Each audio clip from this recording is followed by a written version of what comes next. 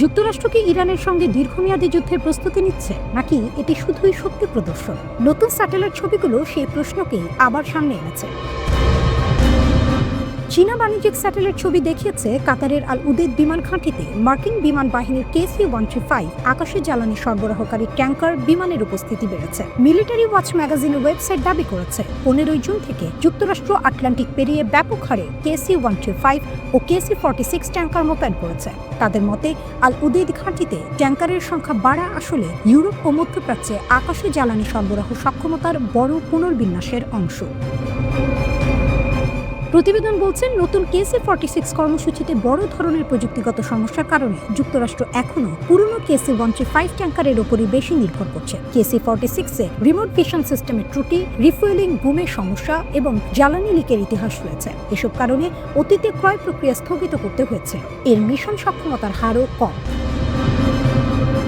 Tanker বাড়ানোর পাশাপাশি যুক্তরাষ্ট্র মধ্যপ্রাচ্যে বিপুল সামরিক সরঞ্জাম আগে থেকেই মোতায়েন করেছে। কাতারের আল উদেদ এবং জর্ডানের মুওয়াফাক আল সালতি বিমান ঘাঁটি এই প্রস্তুতির দুটি প্রধান কেন্দ্র। অন্যদিকে কিছু মিডিয়া রিপোর্ট বলছে চীনা স্যাটেলাইট ছবি প্রকাশের উদ্দেশ্য হতে পারে ইরানকে সম্ভাব্য মার্কিন হামলা মোকাবিলায় শক্তিশালী করা এবং পাল্টা আঘাতের প্রস্তুতিতে সহায়তা করা। চীনা স্যাটেলাইট ছবি আরও দেখিয়েছে জর্ডানে মার্কিন সেনাবাহিনীর 3rd ক্ষেপণাস্ত্র প্রতিরক্ষা ব্যবস্থা মোতায়েন করা হয়েছে। মুওয়াফাক আল সালতি ঘাঁটিতে এই terminal high altitude area defence system দেখা গেছে। ওয়াশিংটন যদি আবার ইরানের সঙ্গে সংঘাতে জড়ায়, তাহলে এই ঘাঁটি সামনের সারির প্রধান অপারেশন কেন্দ্র হতে পারে। একটি কৌশলগত বিষয়ক ওয়েবসাইট জানিয়েছে এই স্যাটেলাইট ছবি প্রকাশের সময়ে পারস্য উপসাগরের কাছে চীনা যুদ্ধজাহাজ মোতায়েনের অপ্রমাণিত খবরও সামনে আসে। প্রশ্ন উঠছে, চীন কি সম্ভাব্য হামলার তথ্য ইরানকে দিতে প্রস্তুত?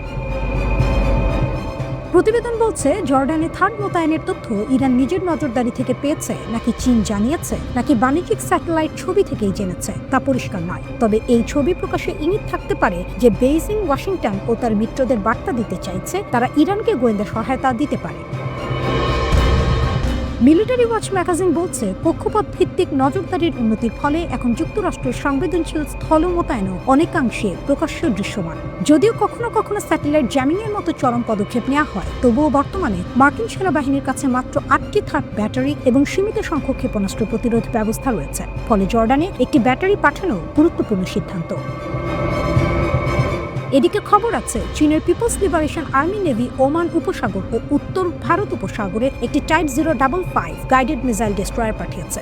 এর সঙ্গে রয়েছে টাইপ 052D ডেস্ট্রয়ার এবং লিয়াওয়াং-1 নামের মহাকাশ ট্র্যাকিং ও নজরদারি জাহাজ। লিয়াওয়াং-1 সাধারণ জাহাজ নয়, এটি ক্ষেপণাস্ত্র উৎক্ষেপণ, স্যাটেলাইট কার্যক্রম ও নৌ চলাচল দীর্ঘ দূরত্বে পর্যবেক্ষণ করতে পারে। টাইপ 055-কে বিশ্বের অন্যতম সক্ষম ডেস্ট্রয়ার ধরা হয়। এই সমন্বয় একটি শক্তিশালী গোয়েন্দা প্যাকেজ তৈরি করে। বিশ্লেষকরা বলছেন যদি চীনা জাহাজগুলো যুক্তরাষ্ট্র ও তার মিত্রদের নৌ চলাচলের রিয়েল টাইম তথ্য সংগ্রহ করে, সেই তথ্য ইরানের কাছে গেলে সম্ভাব্য হামলায় চমক কমে যাবে। ইরান আরও কার্যকর পাল্টা আঘাতের প্রস্তুতি নিতে পারবে।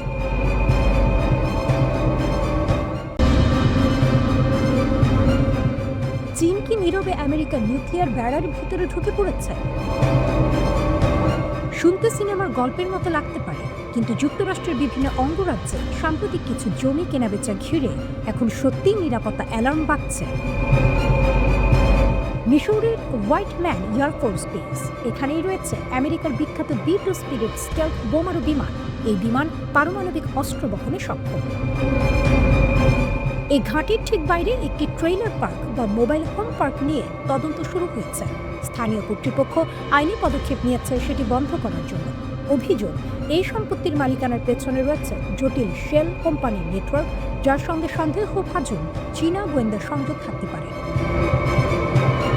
খতিয়ে দেখে জানা যায় মালিকানা কাগজে কলমে এক কানাডিয়ান দম্পতির নামে, কিন্তু তদন্তকারীরা দাবি করছেন শেষ পর্যন্ত সে লিঙ্ক গিয়ে মেলে এক বিতর্কিত চীনা ব্যবসায়ী মাইলস গুয়ের সঙ্গে। তার বিরুদ্ধে আগে গুপ্তচরবৃত্তি ও বড় অঙ্কের জালিয়াতির অভিযোগ ছিল। 2024 সালে তিনি যুক্তরাষ্ট্রে দোষী সাব্যস্ত হন। তারপর আরেকটি ঘটনা, এক চীনা নাগরিককে নাকি হোয়াইটম্যান ঘাটের সীমান্তের কাছে B-2 বোমারুর ছবি তুলতে দেখা যায়। ছোট ঘটনা? নিরাপত্তা কর্মকর্তাদের মতে না, কারণ এমন ছবি, এমন পর্যবেক্ষণ বিদেশি গোয়েন্দাদের ঘাঁটির রুটিন, দুর্বলতা ও কাঠামো বোঝার সুযোগ দিতে পারে। লুইজিয়ানায় চীন সংযুক্ত মালিকরা একটি গলফ কোর্স কিনেছেন, যা এয়ারফোর্স গ্লোবাল স্ট্রাইক কমান্ডের সদর দপ্তরের কাছে। এই কমান্ড নিয়ন্ত্রণ করে আমেরিকার পারমাণবিক বোমারু ও আন্তঃমহাদেশীয় ব্যালিস্টিক ক্ষেপণাস্ত্র। নর্থ ডাকোটায় চীনের ফুফেং গ্রুপ প্রায় 150 হেক্টর জমি কিনেছে গ্র্যান্ড ফর্কস এয়ারফোর্স বেজের কাছে। এই ঘাঁটি থেকে গ্লোবাল হক ড্রোন ও গুরুত্বপূর্ণ মহাকাশ যোগাযোগ অবকাঠামো পরিচালিত হয়। টেক্সাসের GH আমেরিকা এনার্জি নামের একটি কোম্পানি লাফলিন এয়ারফোর্স বেজের কাছে উইন্ড ফার্ম প্রকল্প করতে চেয়েছিল। আশঙ্কা ছিল বিদ্যুৎ অবকাঠামো নিয়ন্ত্রণের মাধ্যমে গুপ্তচর বৃত্তি বা বিঘ্ন ঘটানো সম্ভব হতে পারে। পরে Texas Lone Star infrastructure protection act পাশ করে বিদেশি প্রতিপক্ষের এমন মালিকানা ঠেকাতে। ওয়াইওমিংয়ে মাইন ওয়ান পার্টনার্স নামের একটি কোম্পানি FE ওয়ারেন এয়ারফোর্স বেজের মাত্র 1.6 কিলোমিটার দূরে জমি কিনেছিল। এই ঘাঁটিতে রয়েছে মিনিটম্যান 3 ICBM, যা যুক্তরাষ্ট্রের স্থলভিত্তিক পারমাণবিক শক্তির মেরুদণ্ড। 4 ফেব্রুয়ারি শেষ হয়ে গেছে যুক্তরাষ্ট্র রাশিয়ার সর্বশেষ বড় পারমাণবিক অস্ত্র নিয়ন্ত্রণ চুক্তি নিউ স্টার্ট। ফলে দুই দেশের মোতায়েন করা অস্ত্রের ওপর আর কোনো আনুষ্ঠানিক সীমা নেই। ডোনাল্ড ট্রাম্প আগেই বলেছিলেন নতুন কোনো চুক্তি হলে সেখানে চীনকেও থাকতে হবে, কিন্তু বেইজিং তা প্রত্যাখ্যান করেছে। 5 ফেব্রুয়ারি যুক্তরাষ্ট্র চীনকে গোপনে পারমাণবিক অস্ত্র সংক্রান্ত পরীক্ষা চালানোর অভিযোগ তোলে। 2025 সালের জুনে হোয়াইটম্যান ঘাঁটি থেকে 7টি B-2 বোমারু বিমান উড়ে যায় ইরানের বিরুদ্ধে অপারেশন মিডনাইট হ্যামার চালাতে। 30,000 পাউন্ডের GBU-57 বাংকার বাস্টার বোমা ব্যবহার করা হয়। 36 ঘন্টার অভিযানে শক্তিশালী ভূগর্ভস্থ স্থাপনায় আঘাত হানা হয়।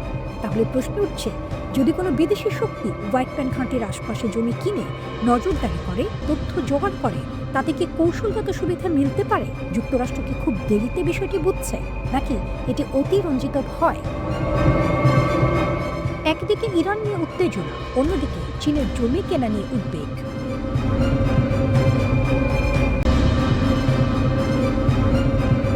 ইরানের ব্যালিস্টিক মিসাইল, এটা এখন শুধু সামরিক বিষয় না, এটা রাজনৈতিক শক্তিরও প্রতীক। ওমানের মাস্কাটে যুক্তরাষ্ট্রের সঙ্গে উচ্চ পর্যায়ে বৈঠকে বসাচ্ছে ইরান, কিন্তু একটি জিনিস তারা পরিষ্কার করে দিয়েছে, ব্যালিস্টিক ক্ষেপণাস্ত্র কর্মসূচি কোনোভাবে আলোচনা টেবিলে আসবে না। তেহরানের বক্তব্য, এই মিসাইল ভান্ডার তাদের জাতীয় নিরাপত্তার মূল স্তম্ভ, এখানে আপোষের প্রশ্নই ওঠে না। কেন এত কঠোর অবস্থান? পশ্চিমা গোয়েন্দা সংস্থাগুলোর তথ্য অনুযায়ী ইরানের হাতে বর্তমানে 3000-এরও বেশি ব্যালিস্টিক ক্ষেপণাস্ত্র রয়েছে। এদের মধ্যে অনেকগুলোর পাল্লা প্রায় 2000 কিলোমিটার বা তারও বেশি। মানে কি, পুরো ইসরায়েল, উপসাগরীয় অঞ্চল এবং মধ্যপ্রাচ্যে থাকা মার্কিন সামরিক ঘাঁটি সবই এই মিসাইলের আওতায়। এটা শুধু সংখ্যার খেলা না, প্রযুক্তিও গুরুত্বপূর্ণ। সম্প্রতি ইরান খোরামশার 4 নামের একটি ক্ষেপণাস্ত্র প্রদর্শন করেছে। দাবি করা হচ্ছে এটি উচ্চ গতিতে উঠতে পারে এবং আধুনিক আকাশ প্রতিরক্ষা ব্যবস্থাকে ফাঁকি দিতে সক্ষম। এছাড়া সেজেল, ইমাদ এবং শাহাব 3 এর মতো ক্ষেপণাস্ত্র আগেই তাদের ভান্ডারে ছিল। এগুলো মিলিয়ে ইরান এমন একটি প্রতিরোধ ব্যবস্থা তৈরি করেছে যা সরাসরি হামলা ঠেকানোর ক্ষমতা রাখে বলে তারা মনে করে। 2025 সালের জুন মাসে ইসরায়েলের সঙ্গে 12 দিন ব্যাপী সংঘাত এই শক্তির বাস্তব পরীক্ষা হয়ে দাঁড়ায়। ইসরায়েল বলেছিল তারা ইরানের বহু লঞ্চার ধ্বংস করেছে, কিন্তু যুদ্ধের ফলাফল বিশ্লেষণ করলে দেখা যায় ইরানের একাধিক ক্ষেপণাস্ত্র ইসরায়েলের অত্যাধুনিক আকাশ প্রতিরক্ষা ভেদ করে কেন্দ্র ও উত্তরাঞ্চলে আঘাত হেনেছিল। এই সংঘাতের পর আন্তর্জাতিক বিশ্লেষকদের ধারণা, ইরান তাদের ক্ষেপণাস্ত্র কর্মসূচি আরও দ্রুত গতিতে এগিয়েছে। বিভিন্ন গোয়েন্দা প্রতিবেদনে বলা হচ্ছে তেহরান এখন প্রতি মাসে কয়েকশো ব্যালিস্টিক মিসাইল তৈরি করতে পারে। আরেকটি গুরুত্বপূর্ণ বিষয় হলো তাদের মিসাইল সিটি। এগুলো ভূগর্ভস্থ বিশাল ক্যানেল নেটওয়ার্ক, যেখানে ক্ষেপণাস্ত্র সংরক্ষণ করা হয়। ফলে বিমান হামলা করলেও সব ধ্বংস করা কঠিন। অর্থাৎ শুধু অস্ত্র নয়, সংরক্ষণ ব্যবস্থাও কৌশলগতভাবে শক্তিশালী করা হয়েছে। এবার আসি কূটনীতিক দিকে। বর্তমান ট্রাম্প প্রশাসন ওমান আলোচনায় ইরানের সাথে 5টি কঠিন শর্ত দিয়েছে। এর মধ্যে রয়েছে ব্যালিস্টিক ক্ষেপণাস্ত্র কর্মসূচি পুরোপুরি বন্ধ করা। কিন্তু সামরিক বিশেষজ্ঞদের মতে এই ক্ষেপণাস্ত্রগুলোই ইরানের প্রধান প্রতিরক্ষা ঢাল, কারণ ইরানের বিমান বাহিনী তুলনামূলকভাবে দুর্বল এবং আধুনিক যুদ্ধ বিমান কম। তাই দূরপাল্লার ক্ষেপণাস্ত্রই তাদের সবচেয়ে কার্যকর প্রতিরোধ ব্যবস্থা। এই বাস্তবতায় ইরান যদি মিসাইল কর্মসূচি ছেড়ে দেয়, তাহলে তারা সরাসরি বিদেশি আক্রমণের ঝুঁকিতে পড়তে পারে, এমনটাই মনে করছেন অনেক বিশ্লেষক। ইরানি কর্মকর্তারাও স্পষ্ট করে দিয়েছেন এই ইস্যুতে চাপ দিলে আলোচনা ভেস্তে যেতে পারে। অর্থাৎ কূটনৈতিক সমাধানের দরজা বন্ধ হয়ে গেলে মধ্যপ্রাচ্যে নতুন করে বড় অস্থিরতা তৈরি হতে পারে। ইরানের ব্যালিস্টিক মিসাইল ভান্ডার শুধু বড় নয়, কৌশলগতভাবেও গুরুত্বপূর্ণ। এটি তাদের প্রতিরোধ নীতির কেন্দ্রবিন্দু। নিষেধাজ্ঞা, আঞ্চলিক সংঘাত এবং আন্তর্জাতিক চাপ সবকিছুর মাঝেও তেহরান এই কর্মসূচি আরও শক্ত করেছে। একদিকে শক্তিশালী মিসাইল বহর, অন্যদিকে কঠিন কূটনৈতিক চাপ। মধ্যপ্রাচ্যের রাজনীতিতে এখন এই দুই শক্তির টানাপোড়েনই ভবিষ্যৎ নির্ধারণ করবে।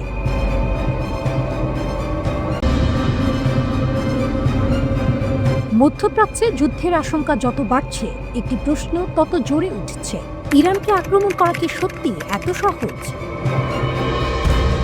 2025 সালের জুনে 12 দিনের যুদ্ধে ইসরায়েল ইরানের আকাশ সীমায় বড় ধরনের আধিপত্য দেখিয়েছিল। ইরানের আকাশ প্রতিরক্ষা ব্যবস্থাও ক্ষতিগ্রস্ত হয়। শীর্ষ সামরিক কমান্ডারদের গুপ্ত হত্যা করা হয়। লেবানন ও গাজায় ইরানপন্থী গোষ্ঠীগুলোকেও দুর্বল করা হয়। উপর থেকে দেখলে মনে হতে পারে ইরান দুর্বল হয়ে গেছে, কিন্তু বাস্তবতা এত সরল না। ওয়াশিংটনের অনেক থিঙ্ক ট্যাঙ্ক এখন সতর্ক করছে, ইরানকে আক্রমণ করলে ফলাফল ইরাক যুদ্ধের চেয়েও ভয়াবহ হতে পারে। 2003 সালে ইরাক আক্রমণকে সহজ ভাবা হয়েছিল, কিন্তু সেই সিদ্ধান্তের পর জন্ম নেয় ISIS। শুরু হয় দীর্ঘ অস্থিরতা। ইরানের ক্ষেত্রেও যদি একই ধরনের হঠকারী পদক্ষেপ নেওয়া হয়, তাহলে ঢোকার রাস্তা থাকলেও বের হওয়ার পথ বন্ধ হয়ে যেতে পারে। ইরানের প্রথম বড় শক্তি ভূগোল। হরমুজ প্রণালী বিশ্ব অর্থনীতির এক গুরুত্বপূর্ণ ধমনী। বিশ্বের প্রায় 1/5 তেল এই সরু জলপথ দিয়ে যায়। ইরান এই পথের একদম পাশে অবস্থান করছে। তারা চাইলে ডুবোমাইন, উপসাগরীয় ক্ষেপণাস্ত্র এবং দ্রুতগামী নৌকা দিয়ে এই পথ অচল করতে পারে। যদি হরমুজ বন্ধ হয়, তাহলে সৌদি আরব, সংযুক্ত আরব আমিরাত, কুয়েত সবাই বড় ধাক্কা খাবে। তেলের দাম আকাশ ছোঁয়া হবে। বিশ্বজুড়ে জ্বালানি সংকট তৈরি হবে। এই কারণেই অনেক আঞ্চলিক মিত্র সরাসরি যুদ্ধে জড়াতে ভয় পায়। দ্বিতীয় শক্তি ক্ষেপণাস্ত্র ও ড্রোন। ইরানের বিমান বাহিনী হয়তো আধুনিক না, কিন্তু তাদের ক্ষেপণাস্ত্র ভান্ডার বিশাল। 2025 সালের যুদ্ধে তারা প্রায় 500টি ক্ষেপণাস্ত্র ছুড়েছিল ইসরায়েলের দিকে। এর কিছু আধুনিক প্রতিরক্ষা ব্যবস্থা ভেদ করে লক্ষ্যবস্তুতে আঘাত করে। বিভিন্ন গবেষণা সংস্থার মতে ইরানের কাছে হাজার হাজার ব্যালিস্টিক ও ক্রুজ মিসাইল রয়েছে। এগুলোর রেঞ্জ 2 থেকে 2500 কিলোমিটার পর্যন্ত। মানে মধ্যপ্রাচ্যে থাকা প্রায় 18টি মার্কিন সামরিক ঘাঁটি এখন এই রেঞ্জের ভেতরে। যুদ্ধের পর ইরান উৎপাদন আরও বাড়িয়েছে। প্রতি মাসে কয়েকশো ব্যালিস্টিক মিসাইল তৈরির সক্ষমতা অর্জন করেছে বলে খবর। কঠিন জ্বালানি ব্যবহার করে উৎক্ষেপণের সময়ও কমিয়ে আনাচ্ছে কয়েক ঘন্টা থেকে কয়েক মিনিটে। খাইবার শিকান, ফাতা 1, ফাতা 2 এমন কিছু ক্ষেপণাস্ত্র উচ্চ গতিতে ও আঁকা বাঁকা পথে চলতে পারে বলে দাবি করা হয়। এগুলো রাডার ফাঁকি দিতে পারে। তৃতীয় শক্তি অপ্রচলিত নৌকৌশল। ইরানের নৌবাহিনী বড় বড় জাহাজের উপর নির্ভরশীল নয়, বরং ছোট দ্রুতগামী নৌযান ও মিনি সাবমেরিন ব্যবহার করে। ইসলামী বিপ্লবী গার্ড কোরের হাতে রয়েছে গাদের ক্লাস মিনি সাবমেরিন, যা অগভীর পানিতে কাজ করতে পারে। এছাড়া সমুদ্র মাইন পেতে দেয়া বা ক্রুজ মিসাইল ছোড়ার সক্ষমতাও আছে। বড় মার্কিন বিমানবাহী রণতরী শক্তিশালী হলেও শত শত ছোট বোট ও ড্রোনের ঝাঁক তাদের জন্য চ্যালেঞ্জ হয়ে দাঁড়াতে পারে। চতুর্থ বিষয় অপ্রতিসম যুদ্ধ। ইরান সরাসরি মুখোমুখি যুদ্ধে যুক্তরাষ্ট্রকে হারাতে পারবে না, এটা তারা জানে। কিন্তু তারা প্রতিপক্ষকে এমন ক্ষতি করতে পারে যা রাজনৈতিকভাবে অসহনীয় হয়ে উঠবে। কয়েক হাজার সেনা হতাহতের ঝুঁকি, তেল অবকাঠামো ধ্বংস, আঞ্চলিক অস্থিরতা, এসবের প্রভাব শুধু যুদ্ধক্ষেত্রে সীমাবদ্ধ থাকবে না। আরেকটি বাস্তবতা হলো ইরানের সামরিক অবকাঠামোর বড় অংশ ভূগর্ভস্থ বাংকারে। ফলে পুরো সক্ষমতা ধ্বংস করা কঠিন।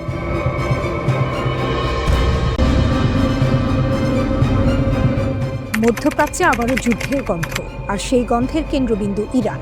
যুক্তরাষ্ট্র তাদের সবচেয়ে শক্তিশালী যুদ্ধজাহাজগুলোর একটি এই অঞ্চলে পাঠাচ্ছে। বিশ্বের সবচেয়ে বড় বিমানবাহী রণতরী USS জেরাল্ড আর ফোর্ড এখন মধ্যপ্রাচ্যের পথে। এটি যোগ দেবে আগে থেকেই আরব সাগরে মোতায়েন থাকা USS আব্রাহাম লিঙ্কনের সঙ্গে। অর্থাৎ ইরানের খুব কাছেই থাকবে দুটি পূর্ণাঙ্গ মার্কিন ক্যারিয়ার স্ট্রাইক গ্রুপ। প্রশ্ন হচ্ছে, কেন এখন? কারণ ইরানের পারমাণবিক কর্মসূচি নিয়ে উত্তেজনা আবারও তীব্র হয়ে উঠেছে। মার্কিন প্রেসিডেন্ট ডোনাল্ড ট্রাম্প ইরানকে দ্রুত চুক্তিতে আসার জন্য চাপ দিচ্ছেন। তিনি সতর্ক করে বলেছেন, যদি কোনো সমঝোতা না হয় তাহলে পরিস্থিতি ইরানের জন্য খুবই কঠিন হয়ে উঠবে। যদিও তিনি এটাও বলেছেন, তিনি আলোচনার পথ বন্ধ করতে চান না। তার ভাষায়, চুক্তি হলে ভালো, না হলে দ্বিতীয় ধাপ খুব কঠিন হবে। সম্প্রতি ওমানে যুক্তরাষ্ট্র ও ইরানের মধ্যে পরোক্ষ আলোচনা হয়েছিল, কিন্তু এরপর আর কোনো নতুন বৈঠক হয়নি। এর মধ্যেই ইরানি কর্মকর্তারা উপসাগরীয় দেশগুলোতে ঘুরে ঘুরে বার্তা আদান প্রদান করছেন। এই সামরিক মোতায়েনের খবর প্রথম প্রকাশ করে নিউ ইয়র্ক টাইমস। বিষয়টি শুধু একটি জাহাজ পাঠানো নয়, এটি বড় ধরনের সামরিক বার্তা। কারণ জেরাল্ড আর ফোর্ডকে গত অক্টোবরেই ক্যারিবীয় অঞ্চলে পাঠানো হয়েছিল, যেখানে ভেনেজুয়েলার নেতা নিকোলাস মাদুরোকে আটক করার অভিযানে এটি ব্যবহৃত হয়। সেখান থেকে এত দ্রুত মধ্যপ্রাচ্যে পাঠানো স্পষ্ট ইঙ্গিত ওয়াশিংটন পরিস্থিতিকে খুব গুরুত্ব দিচ্ছে। অন্যদিকে ইরানও চুপ নেই। ইরানি নৌবাহিনীর কমান্ডার রিয়ার অ্যাডমিরাল শামরান ইরানি বলেছেন, আঞ্চলিক জলসীমায় শত্রুপক্ষের সব নড়াচড়া তারা নজর রাখছেন। তার দাবি, ইরানের প্রতিরোধ ক্ষমতা যথেষ্ট শক্তিশালী। তিনি আরও বলেন, দেশের জাহাজ চলাচলের অর্থনৈতিক নিরাপত্তা নিশ্চিত করা নৌবাহিনীর অন্যতম অগ্রাধিকার। তার মতে, ইরানি নৌবাহিনী এখন আন্তর্জাতিক পর্যায়ে প্রভাবশালী শক্তি হিসেবে কাজ করছে এবং বিভিন্ন বহুজাতিক মহড়ায় অংশ নিচ্ছে। এদিকে উপসাগরীয় আরব দেশগুলো সতর্ক করছে, ইরানে হামলা হলে পুরো অঞ্চলে বড় যুদ্ধ ছড়িয়ে পড়তে পারে। মধ্যপ্রাচ্য এখনও গাজায় ইসরায়েল হামাস সংঘাতের অভিঘাত কাটিয়ে উঠতে পারেনি। এর মধ্যে নতুন করে ইরানকে ঘিরে সংঘাত শুরু হলে পরিস্থিতি ভয়াবহ হতে পারে। ট্রাম্প সম্প্রতি ইসরায়েলের প্রধানমন্ত্রী বেনিয়ামিন নেতানিয়াহুর সঙ্গে দীর্ঘ বৈঠক করেছেন। সেখানে ইরান নিয়ে আলোচনা হয়। ইসরায়েল চায় ইরানের ক্ষেপণাস্ত্র কর্মসূচি ও সশস্ত্র গোষ্ঠীগুলোর প্রতি সমর্থন বন্ধে আরও কঠোর শর্ত আরোপ করা হোক। ওয়াল স্ট্রিট জার্নাল জানিয়েছে, পেন্টাগন আরেকটি বিমানবাহী রণতরী প্রস্তুত রাখার নির্দেশ দিয়েছে। USS George HW. বুশ, যা বর্তমানে ভার্জিনিয়ার উপকূলে মহড়া শেষ করছে, সেটিও মোতায়েনের তালিকায় রয়েছে। যদিও এখনও চূড়ান্ত আদেশ দেওয়া হয়নি, তবে মার্কিন কর্মকর্তারা বলছেন, প্রয়োজন হলে কয়েক ঘন্টার মধ্যেই সিদ্ধান্ত আসতে পারে। ট্রাম্প নিজেও স্বীকার করেছেন, তিনি আরেকটি ক্যারিয়ার পাঠানোর কথা ভাবছেন। তার ভাষায়, আমাদের একটি আর্মাডা সেখানে যাচ্ছে, আরেকটিও যেতে পারে। সব মিলিয়ে চিত্রটা পরিষ্কার, একদিকে কূটনীতি, অন্যদিকে শক্তির প্রদর্শন। পারস্য উপসাগরে আবারও মার্কিন যুদ্ধজাহাজের গর্জন শোনা যেতে পারে। প্রশ্ন হলো, এই শক্তি প্রদর্শন কি ইরানকে আলোচনা টেবিলে আনবে, নাকি পরিস্থিতি আরও বিস্ফোরক হয়ে উঠবে?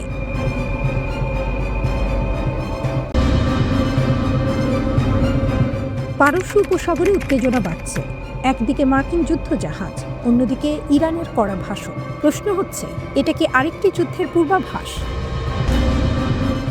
ইরানের সর্বোচ্চ নেতা আয়াতুল্লাহ আলী খামেনি ইসলামী বিপ্লবের বার্ষিকীতে ভাষণ দিয়েছেন। তিনি সারা দেশে হওয়া গণসমাবেশের প্রশংসা করে বলেছেন, ইসলামী প্রজাতন্ত্র আগের চেয়ে আরও শক্তিশালী, আরও শত্রুরা হতাশ।